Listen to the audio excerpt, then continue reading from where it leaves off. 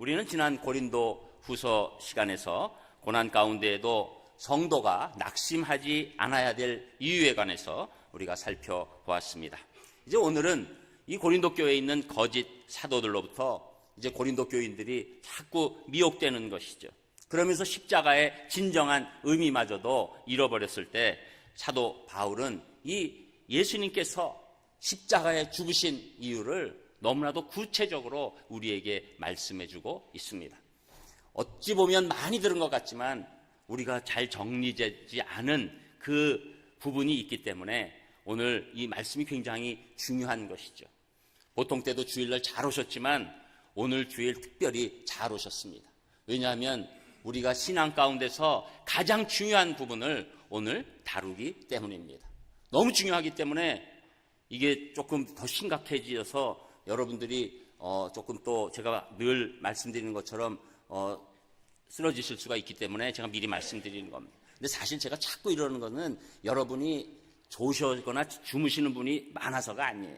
한 분이라도 우리가 끝까지 같이 가야 되기 때문에 드리는 말씀입니다. 저는 우리 예배 성도님들이 얼마나 예배를 열심히 들으시고 제 말씀을 얼마나 끝까지 쫓아서 경청하고 계신지 잘 알고 있습니다. 정말로 깊은 감사를 드리면서 오늘 너무 중요한 말씀이니까 오늘은 내가 이것을 다 삼키겠다 하는 그런 생각으로 오늘 말씀이 하나님 가운데 임하기를 축복합니다. 예수님이 십자가에 죽으신 첫 번째 이유는 이 사람들을, 우리 인간들을 죽음에서 살리시려고 십자가에 죽으셨다 이렇게 말씀하고 있는데 그 말씀이 14절에 나오는 것이죠. 우리 14절 한 목소리로 같이 읽겠습니다. 14절 시작. 그리스도의 사랑이 우리를 강권하시는도다. 우리가 생각하건대 한 사람이 모든 사람을 대신하여 죽었은즉 모든 사람이 죽은 것이라. 아멘. 인류의 시조 아담이 하나님 앞에서 불순종하고 타락한 이래 그 원죄값이 다 인간에게 흘러내려오고 있죠. 어떤 분들은 왜 조상의 죄악이 나한테 오냐고 말하는 분들이 있습니다. 그러나 그렇지 않죠. 우리에게는 우리 DNA가 있는 것처럼 우리에게 원죄가 흘러가고 있는 겁니다. 그러나 원죄만 흐르는 게 아닙니다. 더 나아가서 모든 사람은 스스로도 죄를 범해서 하나님께 이룰 수 없다라고 성경은 말하고 있고 우리도 알고 있는 것이죠. 여러분 중에 내가 죄 없다라고 말할 수 있는 분이 누가 있겠습니까? 마음뿐만 아닙니다. 우리가 행동으로도 내가 죄 없다라고 외칠 수 있는 사람이 누가 있겠습니까? 그것을 지금 누가 증명하고 있습니까? 우리가 수많은 정권 교체 가운데서도 청문회 가운데 한 명도 이것을 온전히 통과한 사람이 없는 거예요. 또 장관들이 새로 임명되는 과정이 조금 있으면 있을 것입니다. 이것은 확실하니까 제가 이건 예언이라고 할 수 없이 여러분에게 확언합니다. 한 명도 그냥 지나가는 사람 없게 될 것입니다. 전부 다 제 부덕의 소치입니다. 다 그렇게 마무리를 할 거예요. 그런데 그것이 그 사람들 뿐입니까? 청문회를 볼 때 우리를 청문회에 올려놓고 보면 우리가 어찌 원죄뿐만 아니라 우리가 갖고 있는 자범죄가 없다고 얘기할 수 있겠습니까? 그래서 이 영적으로 이렇게 바라보면 우리는 사실은 다 죄 가운데 있어요. 어떤 사람은 좀 양심적인 것 같아도 또 어떤 사람은 아주 비판받을 만한 것 같아도 결국은 다 죄인이라는 것을 우리가 알게 되는 것이고 성경은 그래서 죄의 삭은 사망이다. 죄의 대가는 사망이다. 영원한 죽음이 인간들에게는 무조건 기다리고 있다. 그리고 지금 살아있는 동안에도 사실은 영혼이 죽어있는 상태다. 몸은 살아있지만 영혼은 죽은 것이다 라고 말씀하고 있는 것입니다. 아무리 수양을 많이 하고 아무리 종교적인 일을 하고 아무리 선행을 베풀어도 인간 모든 사람은 죽음을 피할 수 없게 된 것이죠. 여러분 이것이 우리에게 먼저 느껴야 될 실존인 것입니다. 우리가 듣기 싫어도 우리는 하나님을 의도적으로 떠나서 죄인 된 그런 사람들이었습니다. 그런데 오늘 본문을 보니까 한 사람이 모든 사람을 대신해서 죽었은즉 여기서 한 사람이 누굴까요? 당연히 예수님이시죠. 그 예수님께서 우리 모든 사람을 대신해서 죽으셨다는 거예요. 십자가에서 죽으신 것. 십자가의 그 죽으심이 왜 그렇게 비참한 죽으심으로 택하십니까? 왜 역사상 전무후무한 가장 극악무도한 그 십자가형에서 예수님은 그 고통 가운데 죽으셔야 합니까? 우리 한 사람도 빠짐없는 모든 사람의 죄악을 대신해서 죽으시기 위해서 십자가에서 죽으시게 된 겁니다. 이것이 가장 큰 이유예요. 우리 죄를 해결해 주시기 위해서 우리 대신에 형벌을 자진해서 받으신 그런 일이 일어나고 있었다는 것이죠. 그래서 우리의 죄의 모든 대가가 예수님에게 옮겨갔습니다. 그리고 하나님은 그 징벌로 예수님을 아들임에도 불구하고 우리 모든 죄악을 향해서 처참하게 죽이실 수밖에 없는 그 십자가의 처형이 있었다는 것이죠. 여러분, 이것이 너무나도 중요한 것입니다. 나와 십자가 상관없는 것이 아니라 나의 죄악 때문에 예수님이 십자가에서 죽으셨다는 것. 그러나 여기서 끝나지 않습니다.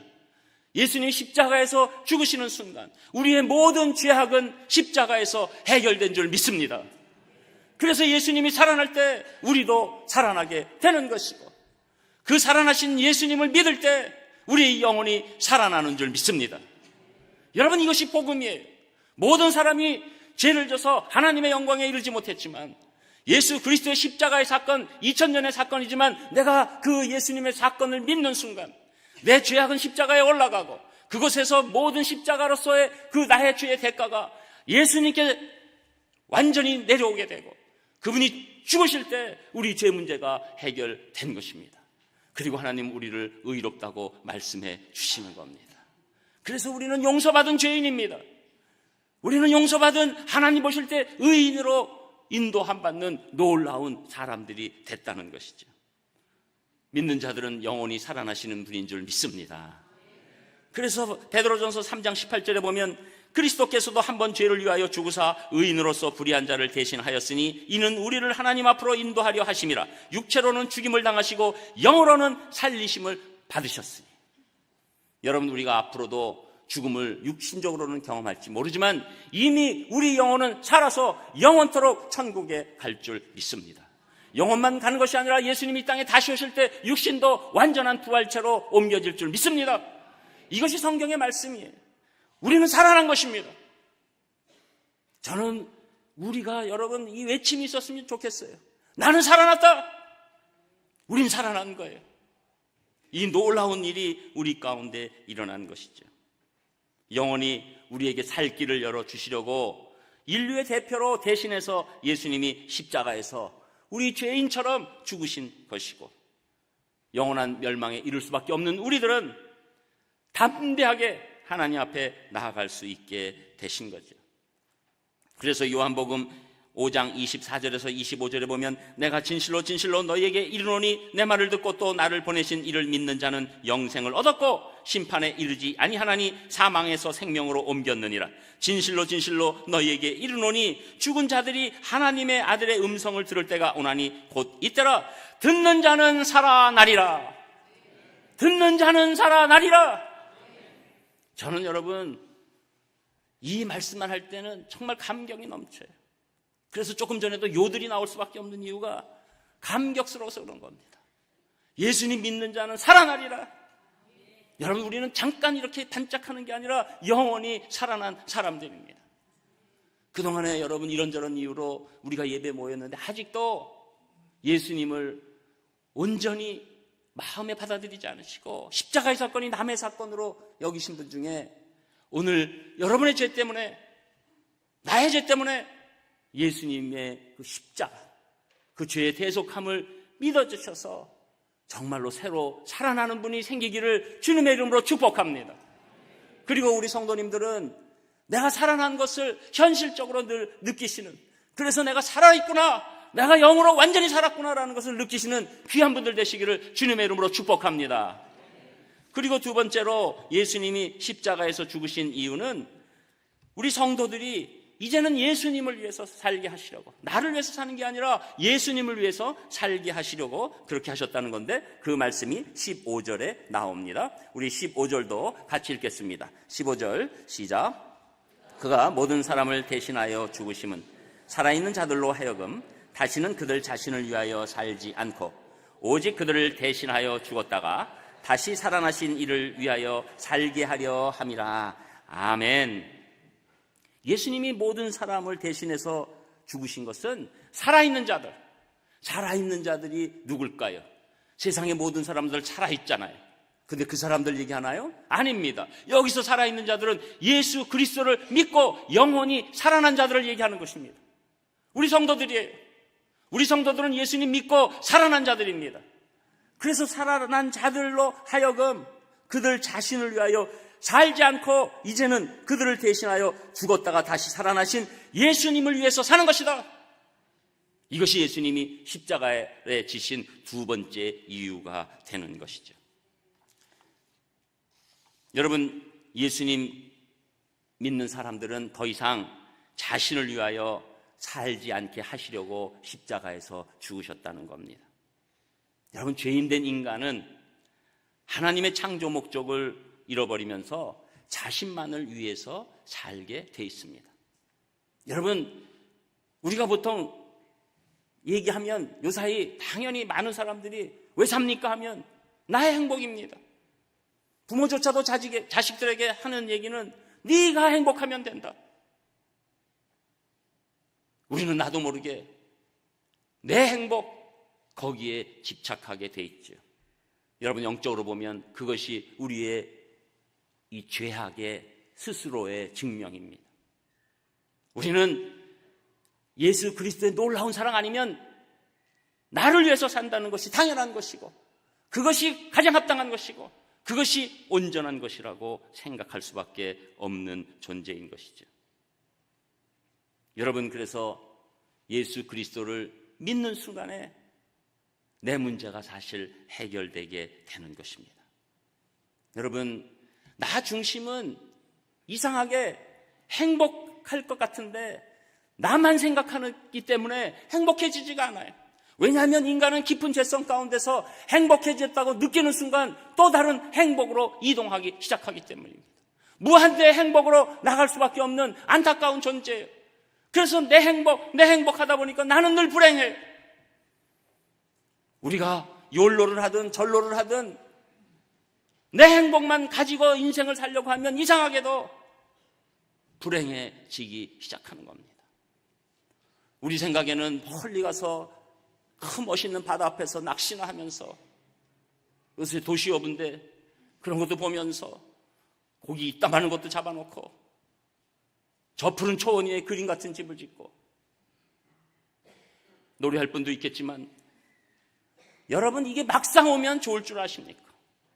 오는 순간에 금방 외로워지는 거예요.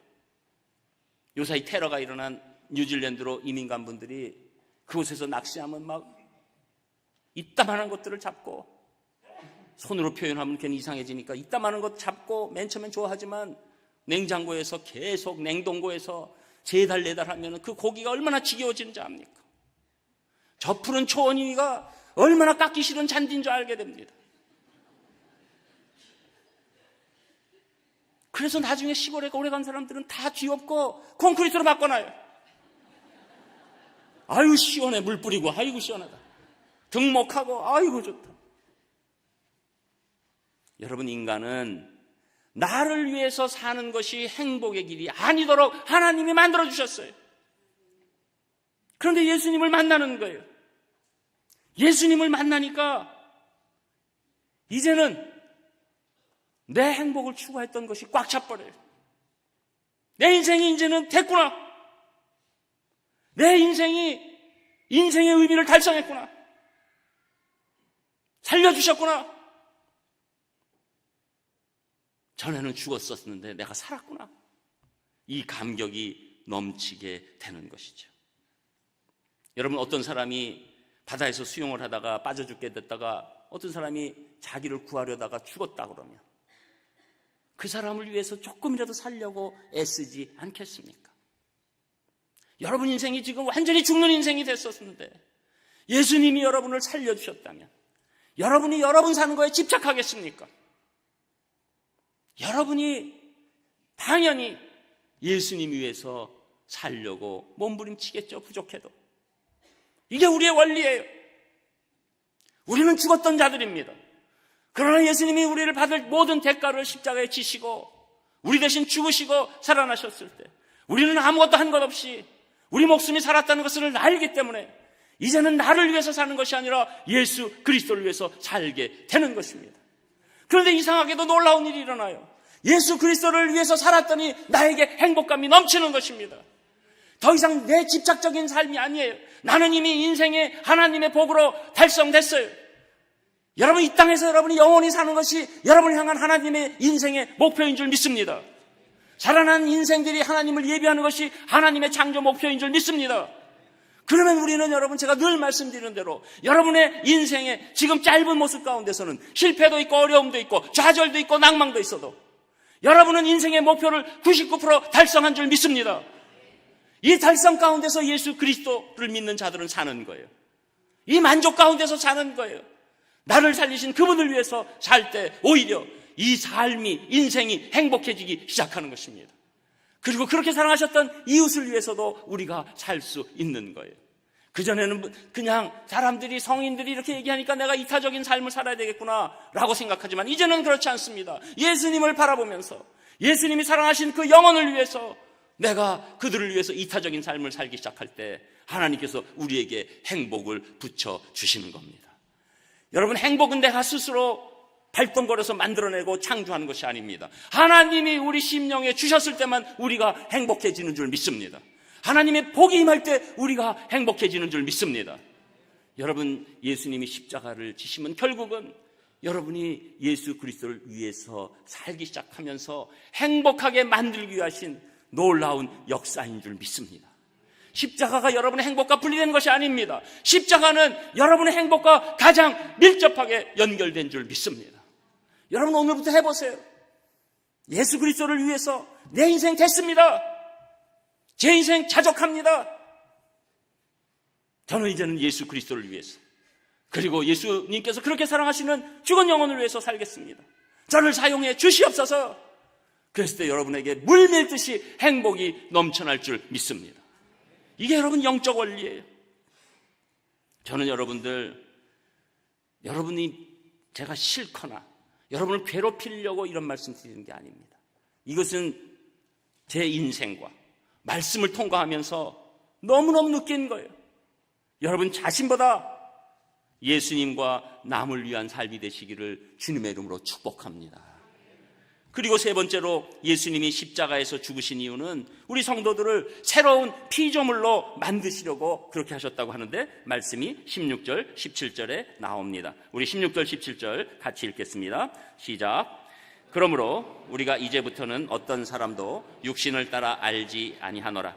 비록 우리가 그리스도도 육신을 따라 알았으나 이제부터는 그같이 알지 아니하노라. 그런즉 누구든지 그리스도 안에 있으면 새로운 피조물이라. 이전 것은 지나갔으니 보라, 새 것이 되었도다. 아멘. 자, 이제 사도 바울은 그렇기 때문에 우리를 이렇게 살려주셨고 우리에게 놀라운 그 의미를 주셨기 때문에 이제는 어떤 사람도 육신을 따라 알지 않겠다는 거예요. 이 육신을 따라 알지 않겠다는 것은 이제는 세상적인 기준으로 한 사람을 판단하지 않겠다는 겁니다. 그러나 지금 고린도 교회 거짓 사도들은 아직도 이 인간적인 기준, 세상적인 기준으로 사람들을 판단하는 거예요. 예수님을 그렇게 판단하고 성도들도 그렇게 판단하고, 그래서 지금 혼란을 끼치게 되는 것입니다. 여러분, 교회가 어려워질 때는 항상 교회에 세상적인 기준이 들어오면 교회를 어지럽힙니다. 인간적인 기준이 들어오면 어지럽혀집니다. 세상과 똑같은 기준으로 대접받고, 세상과 똑같은 기준으로 멸시받고, 세상과 똑같은 기준으로 성공에 관해서만 얘기하고, 세상과 똑같은 기준으로 인생에서 잘 살기만 원하는, 내 삶만 원하는 그런 기준으로 움직일 때 교회는 혼잡하게 되는 것입니다. 이 거짓 사도들이 그렇게 했다는 것이죠. 바울은 너무 잘 압니다. 자기가 예수님을 세상적인 기준, 인간적인 모습으로 판단했던 것을, 예수님은 유대교를 망치는 나쁜 사람이라는 것을 사도 바울은 알고 그렇게 핍박한 것 아닙니까? 그러다가 다메섹에 가는 도중에 빛으로 나타나신 예수님 만나고 인생의 눈이 열렸습니다. 세상의 기준이 달라졌습니다. 영혼을 보는 기준도 달라졌습니다. 이 사람이 잘난 사람이냐 못난 사람이냐, 성공했느냐 실패했느냐, 부자냐 가난하냐, 늙었냐 젊었냐로 보는 것이 아닙니다. 이 영혼이 살았냐 죽었냐를 보는 그런 것으로 모든 영혼을 보게 된 것이죠. 거기에는 하나님의 긍휼이 나타나게 된 것입니다. 여러분, 우리는 부모님 몸을 통해서 처음으로 태어납니다. 그러나 여러분, 두 번째 태어남이 있는데 우리가 예수 그리스도를 믿고 우리가 새로운 피조물이 된 줄 믿습니다. 그전에는 알 수 없었던 놀라운 사람들이 된 거예요. 여러분, 예수 그리스도를 믿으면 여러분 완전히 새로워진 줄 믿으시기를 축복합니다. 지금 아무것도 아닌 것 같아도 예수 그리스도께서 우리 안에 주신 씨앗이 점점 커지고 있는 것입니다. 옛날보다 판단이 달라진 거예요. 어떤 분은 아이고 저 인간 한만 교회 나가도 이 정도뿐이 안 되네 해도 그 사이에서 몸부림이 있어서 그 정도 된 겁니다. 여러분, 예수님 믿고 변화됐다는 게 갑자기 성인의 모습이 되는 게 아니에요. 여러분이 성인인 척해도 안 되는 겁니다. 그러나 여러분의 변화된 모습이 있는 거예요. 내가 생각하는 기준이 달라진 거예요. 옛날에는 아침 일찍 장의사차가 나가면 아이고 오늘 재수 없네 이렇게 생각했던 마음에서 한 집이 어려움을 겪고 있구나 이렇게 생각하는 겁니다. 오늘따라 신호등 오는데 계속 막히네. 오늘 분명히 무슨 이상한 일이 있겠는데? 하나님이 이 신호등 가운데서 교통 조절을 하시나 보구나. 여러분, 우리를 얼검했던 사단의 공격들이 풀려지게 되는 것입니다. 새로운 피조물로 우리가 생각하는 것도 달라지지만 하나님이 공급하시는 마음과 우리의 실제도 달라지게 되는 것입니다. 삶이 옛날에는 생각할 수 없었던 놀라운 생각이 오는 거예요. 그래서 1년 신앙생활하고 2년, 10년, 20년 하다 보면 내가 내 모습을 잊을 정도로 절대 여러분 제 고등학교 동창에게 제 고등학교 때 모습을 물어보지 마세요. 저는 저희 친구들이 가끔 오는데 오지 말라 그래. 그냥 예배 잘 드리고 밥 먹고 빨리빨리 가라 그래.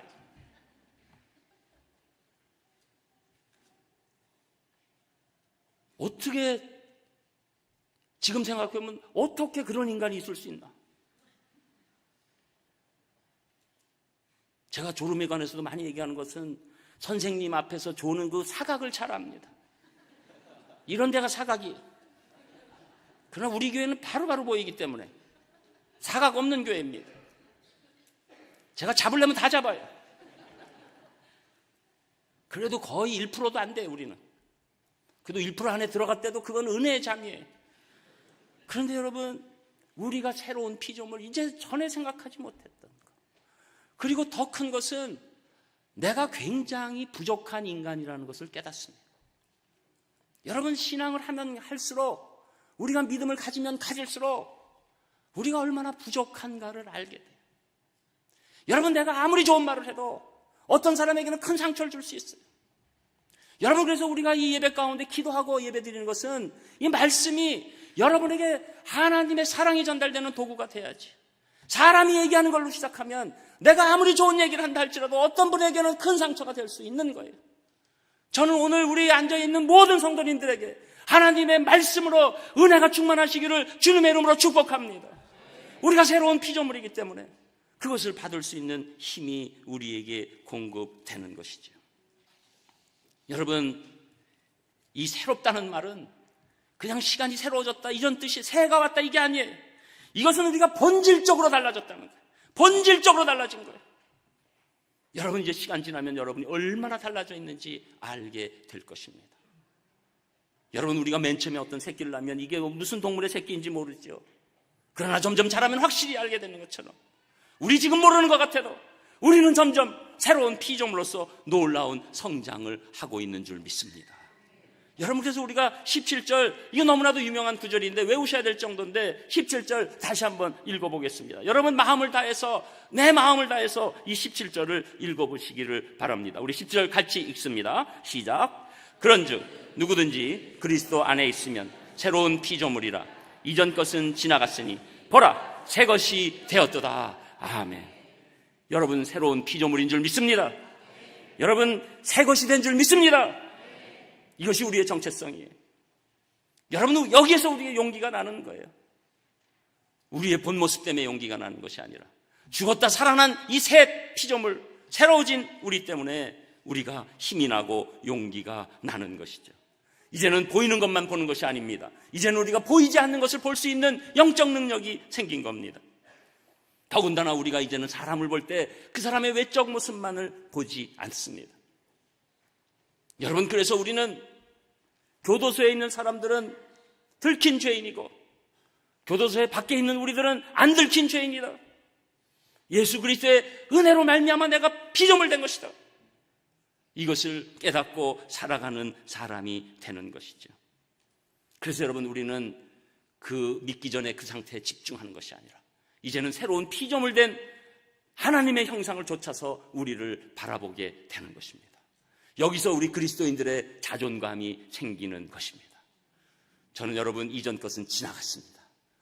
여러분의 죄가를 예수 그리스도께서 담당하셨습니다. 여러분, 새로운 피조물의 자존감이 높아지시기를 축복합니다. 여러분, 새로운 피조물 된 심령으로 성령 충만한 심령 되시기를 주님의 이름으로 축원합니다.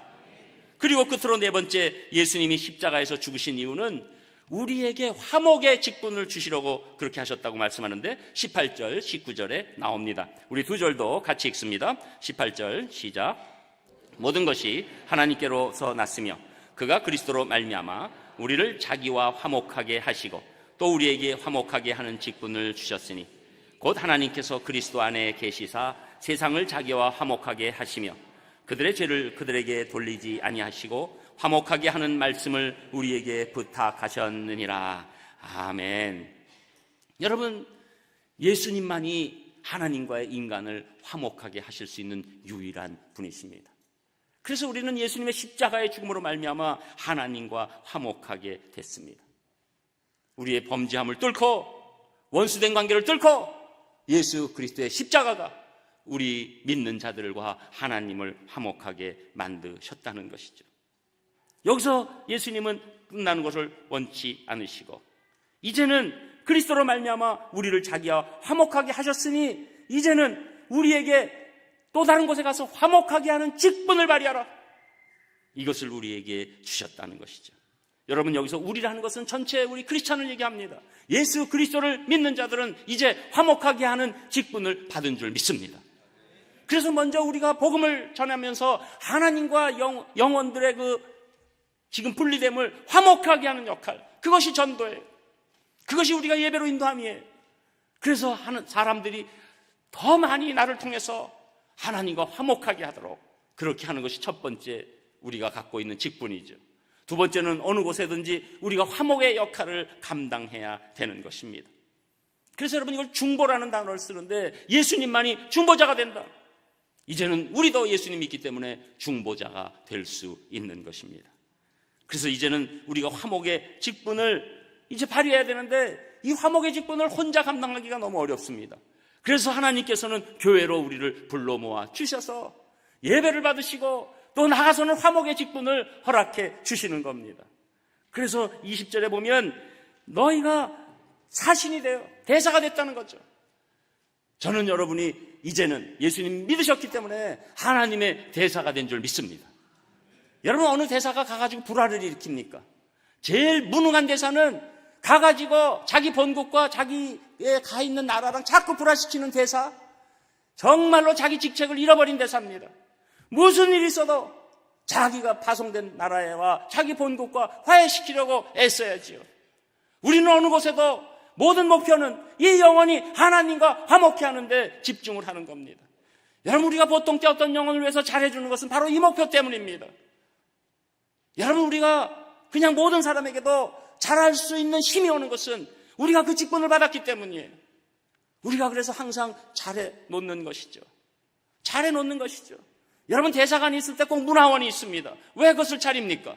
이쪽 국민에게 잘해주는 거예요. 여러분, 어떨 때는 우리가 그냥 사니까 억울하기도 하고 우리 나만 손해보는 것 같고 나만 비참한 것 같고 나만 죄악인 것 같아요. 그런데도 우리는 하나님의 대사이기 때문에 우리의 궁극 목표는 내가 이 땅에서 잘 먹고 잘 사는 걸로 그치는 것이 아니니까 끝까지 잘해줄 수 있는 힘이 공급되는 줄 믿습니다. 속으로는 저 인간 해도 너무한다 해도 또 마음을 추스리고 또 섬겨주고 또 받아주고 또 사랑할 때 우리가 하나님의 대사의 역할을 감당하게 되는 줄 믿습니다. 저는 여러분이 이 예수 그리스도의 십자가를 생각하면서 하나님의 대사가 됐다는 그런 귀한 직분의식이 가지시기를 주님의 이름으로 축복합니다. 여러분, 우리는 이제는 새로운 존재가 된 거예요. 그래서 이 새로운 존재의 모습을 저는 일본의 유명한 크리스찬 작가인 미우라 아야코가 쓴 양치는 언덕이라는 소설 가운데 찾았습니다. 오늘 이 소설 축약해서 읽어드리기 때문에 제가 여러분들한테 이건 안 읽으셔도 되니까 1인당 한 12,000원 정도는 그냥 서비스하는 걸로 믿으시고 잘 들으시길 바랍니다. 소설의 여주인공 이름은 나오미입니다. 목사님의 딸입니다. 그런데 이 딸이 료이찌라는 남자와 눈이 맞아서 부모를 버리고 집을 나갑니다. 2년 정도를 함께 살았지만 술버릇이 나쁘고 바람기가 심한 남편 료이찌와는 도저히 함께 살 수가 없어서 도망을 나와 다시 친정으로 돌아옵니다. 얼마 후에 료이찌가 폐병에 걸려 나오미에게로 즉 처갓집으로 오게 됩니다. 나오미는 받아주려 하지 않았지만 그 부모님인 목사님과 사모님이 친정 부모 권면을 받아서 받아주게 됩니다.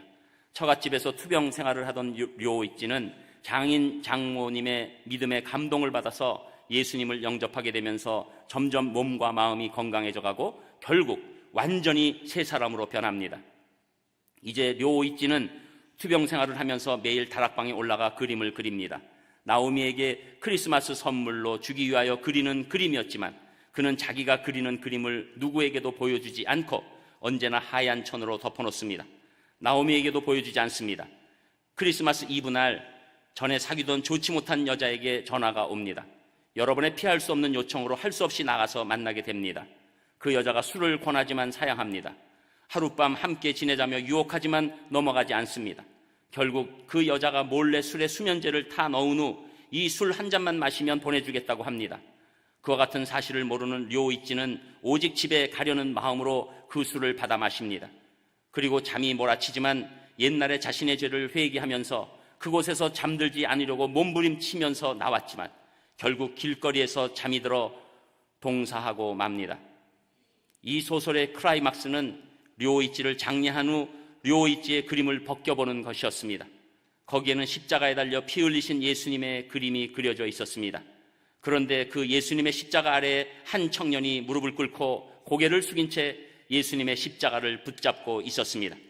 그 청년은 료이찌 자기 자신이었습니다. 그 장면은 마치 이제 료이찌는 깨끗하다. 이제 료이찌는 구원받았다. 이제 료이찌는 죽어도 산 것이다. 라고 외치는 것 같았습니다. 기도하겠습니다. 하나님, 저희를 살려주셔서 감사합니다. 예수 그리스도의 십자가의 의미로 살게 저희를 도와주시옵소서. 제 인생만 바라보지 않게 해주시고 예수님과 죽어가는 영혼을 바라보고 살 수 있도록 역사하여 주셔서 하나님의 복을 기쁨으로 받을 수 있도록 인도하여 주시옵소서. 예수님 이름으로 기도합니다. 아멘. 평생에 단 한 가지